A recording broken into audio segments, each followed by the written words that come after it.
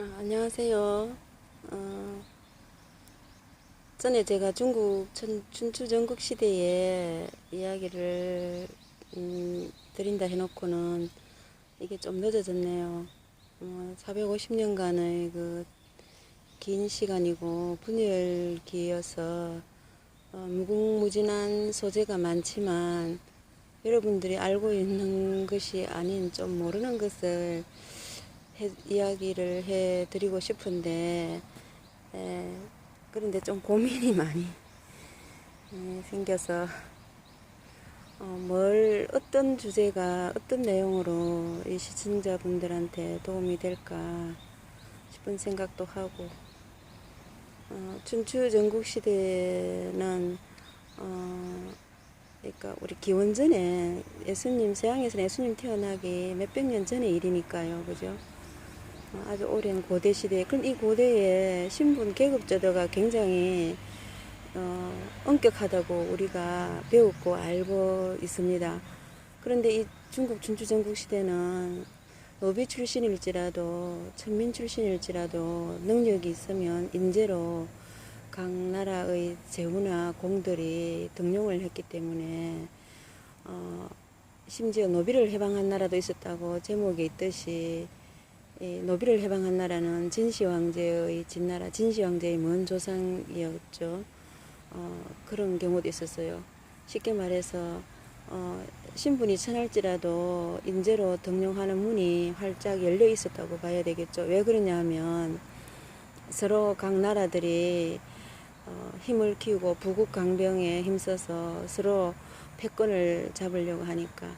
그런데 이 춘추 시대는 주나라 왕실이 있었으니까 그 사마천의 그 사기봉기나 사기열전에는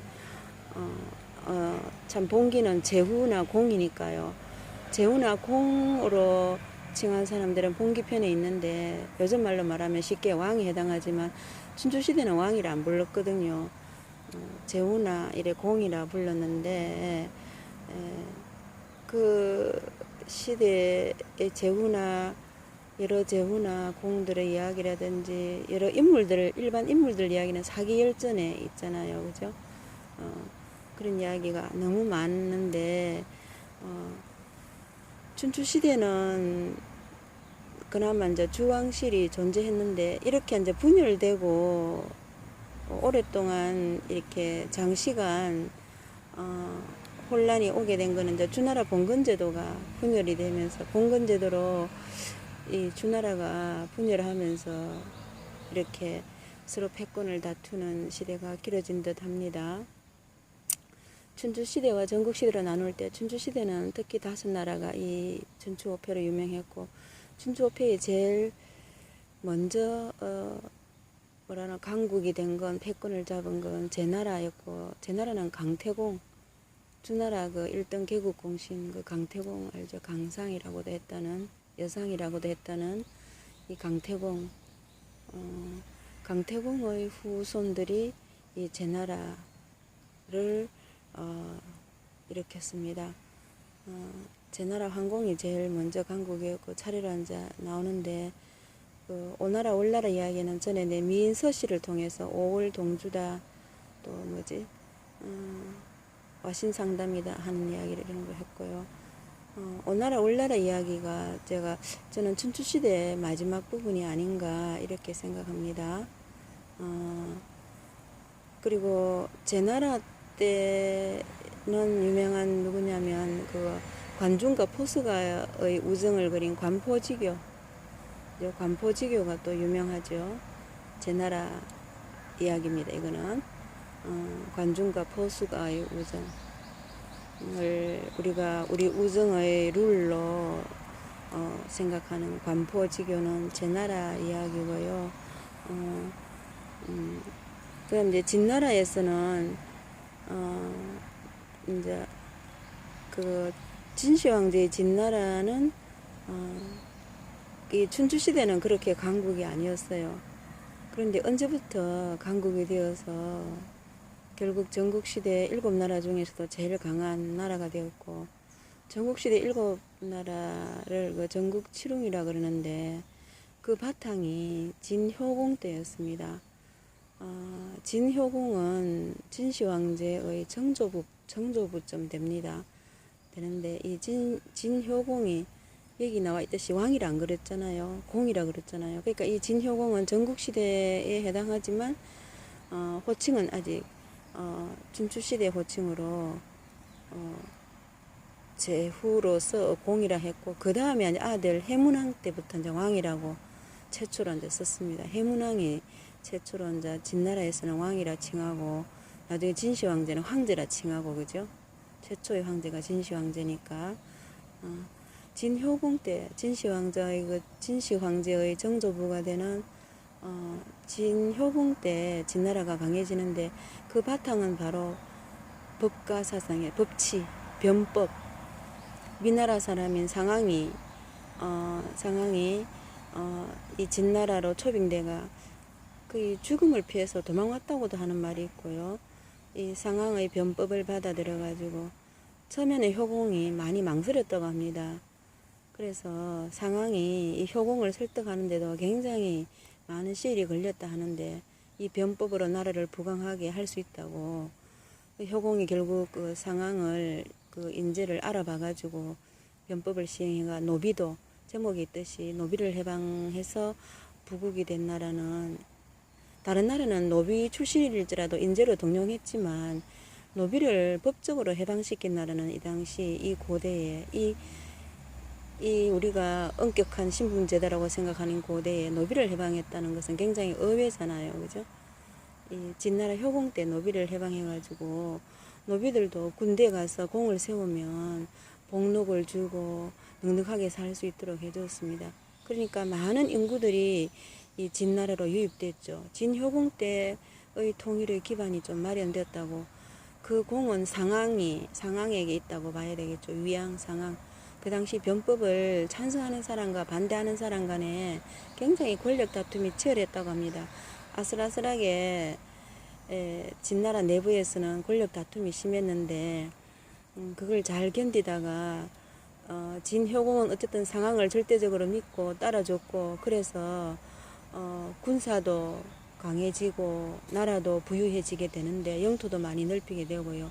전쟁하면 거의 이제 공을 세우는 사람들이 그 대가 보상을 많이 받으니까 서로 공을 세우려 하게 되고, 그리고 부국 강병이 이루어지게 되는데, 그런데 효공이 조금 오랫동안 다스렸지만 그 아들 해문왕은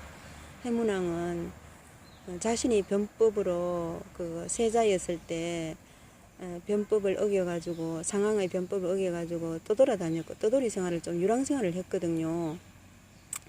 그래서 해문왕이 상황에 대한 앙심이 있었어요. 그래가지고 해문왕이 효공이 죽고 자기가 왕위에 오르자 처음으로 왕으로 칭한 이 해문왕, 이 상황을 위양을요, 진나라를 이렇게 부국하게 만든 이 상황 위양을 거열형을 해. 너무 거열형이라는 형벌 아시죠? 사지를 찢어가지고 죽이는 거, 그죠? 너무너무 잔인한 형벌인데 거열형에 처해서 상황을 죽입니다. 해문왕이. 그런데 아이러니하게도 해문왕은 변법을 폐지했냐? 아닙니다. 변법을 계속 시행했습니다. 변법을 시행하면서도 변법을 시행하게 한 위양 상황을, 그 잔인한 형벌, 거열형에 처해 죽였다는 거는 진짜 좀 그렇죠. 그런데 이 상황의 변법을 이은 사람이 나중에 앉아 법가사상을 확립한 한비자입니다. 진시황제의 진나라 통일에 공을 세운 한비자. 물론 진시황제의 공을 많이 세운 사람으로는 이사라는 사람 여러분 많이 들어봤을 겁니다. 진시황제와 이사와 황간조고의 이야기는 다음에 할 기회가 되면 제가 한번 해보겠습니다. 어쨌든 한비자는 이제 상황의 그 변법을 발전시켜서 법가사상으로 발전시키게 되고, 그리고 여기에 다른 나라 이야기, 전국 시대의 다른 나라를 보면 방년이라는 사람이 위나라에 있었죠. 이 위나라를 강하게 했다는 이 방년. 그런데 방년보다 더 능력이 출중한 사람이 손빈이라는 사람, 손무의 후손. 그 오나라에서 공을 많이 세운 손무 알죠? 원래 손무는 제나라 사람이었나? 그래가지고 제나라 사람이었는데 오나라로 왔고, 오나라에서 공을 많이 세웠지만 오나라 부차가 나중에 울나라 구천에게 결국은 나라가 망하게 되잖아요. 그러니까 손무의 그 이야기는 사마천 사기에도 열전에도 그 뒤에 이야기는 안 전해오는데, 어쨌든 이 손무의 후손 손빈이라는 사람이 위나라의 방령과 함께 활동을 했는데, 이 손빈이 워낙 뛰어나니까, 전법이 뛰어나니까 방년이 손빈을 죽이려고 했어요. 결국 손빈은 겨우 목숨만 부지하고 그 무릎을 잘리는 형벌을 받았어요. 무릎 잘리는 형벌을 빈형이라고 하대요. 아까 잔인한 거열령 이야기했지만 상황이 그거 거열령에 처해서 진나라 해문왕이 죽였듯이 손빈은 무릎이 잘리는 형벌 빈형을 받았고, 그래서 이 사람 이름을 손빈이라고. 그런데 이제 그 조상 손무의 뒤를 이어서, 손무는 손자병법으로 유명하잖아요. 그런데 이 손빈은 그 손자병법을 병가사상으로 발전시킨 분입니다. 그러니까 상황의 병법은 법가사상으로, 그 다음에 손무의 손자병법은 이 손빈이 병가사상으로 발전시키게 되죠. 예. 그 진시황제의 그 통일의 가장 기반이 마련된 것은 그거 법가사상, 이거 법가사상의 기틀을 만든 사람 진효공 때의 상황, 위양이라고도 하는 상황의 변법이었고요. 그리고 이 진효공의 후손 중에서 진효공의 손자가 되는 그 소양왕이라는 왕이 참 또 굉장히 나라를 발전시켰어요. 이 소양왕이 백기 장군을 등용해가지고, 백기 장군은 백전백승의 장군인데, 나중에 소양왕이 이 백기 장군의 이 명성이 너무 강해지는 걸 두려워해가지고 결국 그렇게 공을 많이 세우고 소양왕의 그 기반을 강하게 한 백기 장군을 소양왕은 또 자결해서 죽게 합니다. 그 전에 그 장평 전투라는 전투가 있었는데, 이 전투는 도저히 이 진나라가 백기 장군이 그 당시 적은 조나라가 굉장히 강했거든요. 그 당시 이 조나라 대군을 맞아가 진나라가 이길 수 없는 상황임에도 불구하고 뛰어난 전법으로 이 백기 장군이 장평 전투에서 이겼습니다. 이겨가지고 20만의 조나라 대군을 항복을 시켰는데, 이 당시는 적군을 항복시키면 이것도 참 보면 풀 수 없는 문제인 거예요. 그 적군을 또 항복한 적군을 도로 돌려보내주면 적의 군대가 또 강해져가 또 쳐들어오잖아요. 위험해질 수도 있고, 이걸 또 자기 나라 군대로 받아들인다 하더라도 식량 문제나 군량 문제, 또 그중에 스파이들이 있을 수 있잖아요. 그런 문제가 있어가지고 이 백기 장군이 그 문제를 그 당시 왕인 소양왕에게 해결해 달라고 이 문을 띄웠는데, 소양왕이 백지의 뭐 답을 주었다고 하네요. 근데 소양왕이 참 이보면 덫을 놓은 거잖아요. 백기 장군이 결국 악명을 다 뒤집었었는데, 백기 장군은 할 수 없이 이 항복한 조나라 군사 20만을 싸워서 죽이는 게 아니고 그냥 야밤중에 자기 군사들을 풀어서 칼로 죽이게 합니다. 20만의 군사를 칼로 그냥 자는 군사들을, 그 당시 먹지도 못하고 맨날 며칠을 굶은 군사들한테 무슨 힘이 있겠습니까? 그런 군사들을 전부 칼로 그냥 싸워서 죽이는 게 아니고 그냥 죽였다는 거죠. 이게 굉장히 유명한 참사로 역사적으로 널리 기록이 되어 있는데, 백기 장군으로 하여금 이렇게 만든 사람이 소양왕이라고 합니다. 이 소양왕은 진시 황제의 조부가 이렇게 되는 건가요? 그렇게 어쨌든 간에 이 소양왕 때도 진나라 국력이 백기 장군에 의해서 굉장히 강해지게 됩니다.